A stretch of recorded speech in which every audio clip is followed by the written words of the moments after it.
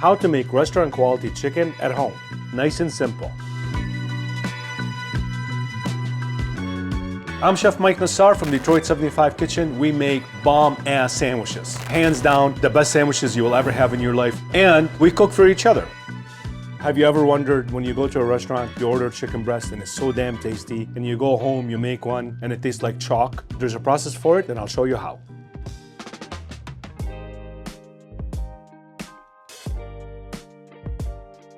One of the most important things, you have to make sure the meat is dry. If it's not dry and you season it up and you put it in a saute pan, the more water it has, the more steam it's going to create. And steam makes the chicken dry. It makes the protein dry. So we're not trying to steam this, we're trying to saute it, we're trying to cook it the proper way. Therefore, make sure to dry it up. The really small techniques that you learn day in and day out makes your food so much better. So these ones are really large. If I would cook this the way it is, obviously it's gonna crisp up a lot on the outside and it's going to stay raw in the middle. You lay it down, you put your hand on here really nice and firm. You get a knife and we're gonna try to cut this in half.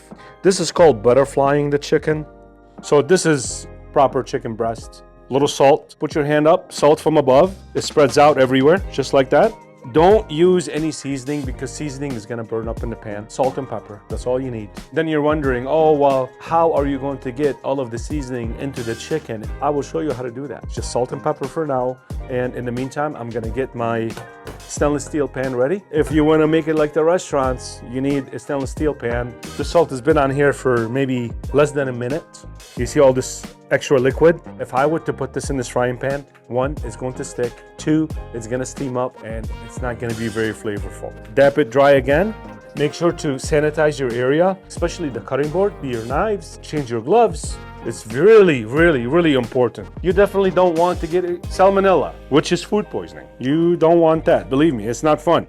Warm up your pan. We're gonna be cooking the chicken in medium-high heat. Drop some water in here. When it goes around like this, like mercury, that means that the pan is ready and it's perfectly hot. Neutral oil, dab this dry again. You see all the moisture just came up from the salt, little salt, very little pepper, all right? Because we don't want it to stick. You take this and you drop it away from you. I started off with medium-high heat. As soon as I dropped all this cold protein into the pan, the temperature went down. And the reason I know that, because it's not sizzling as hard as it should be. Therefore, I'm gonna kick up the heat, I'm gonna wait a second, then turn it back down. That is the trick. If I would've left it on high, it would've just stuck to it like this. And if it was too low, I won't hear this sizzle. When you're driving a car, obviously you don't press your foot down on the gas the whole time, right? You put it down, you take it off. That's how you drive. Same thing when you're cooking. If you do it correctly and you do it just like how I just told you, it will not stick. Look at all this free flavor. It didn't stick, perfectly caramelized. If I were to cook this on this pan to 165 degrees, that's what the average is. By the time I take it off, let it rest and plate it, it's going to be very dry. So you have to cook it to right about 150, 152. Take it off, let it sit for 10 minutes. And believe me, you will have the juiciest chicken breast ever. Let them rest for a good 10 minutes. The first step is cooking the chicken breast correctly, but how to elevate this dish to a restaurant level is to make a really simple pan sauce. So when I said salt and pepper only and the flavor comes at the end, this is what I'm talking about. Whatever is left over in the pan, we do need that. Just these black bits right here, I am not going to use, so I'm just gonna pick them up. Definitely don't wash it. Low heat, a little bit more of oil, some shallots or onions, just a little bit of color, a little white vinegar, chicken stock. All right, now we're gonna kick up the heat. A little salt, a little pepper.